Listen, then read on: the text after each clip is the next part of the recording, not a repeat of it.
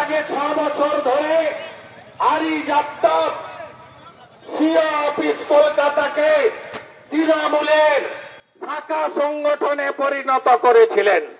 ভিতরে এখনো কাঁচড়া আছে, অনেক নোংরা আছে, পরিষ্কার করতে হবে 26-এর আগে। প্রথম লিস্টে নাম পাঠালেন মমতা ব্যানার্জি, 1-এ পারভেজ আহমেদ সিদ্দিকী, 2-এ সঞ্জয় বনশাল, 3-এ শরৎ দ্বিবেদী। রিজেক্ট হলো। তারপরে বলল সিনিয়রদের নাম পাঠান। মমতা ব্যানার্জি পাঠালেন 2টো নাম, অনুপ আগরওয়াল এবং দূষণ দারিয়াল। আমি ধন্যবাদ জানাবো সবার নাম বাতিল করে একজন সিনিয়র আইএস এসিএস পদমর্যাদার, যাকে কার্যত মমতা ব্যানার্জি গ্যারেজ করে রেখেছিলেন, মনোজ আগরওয়ালকে সিও করেছেন। এই নির্বাচন পশ্চিম বাংলার গণতন্ত্র রক্ষা করার শেষ নির্বাচন বলে আমরা মনে করি।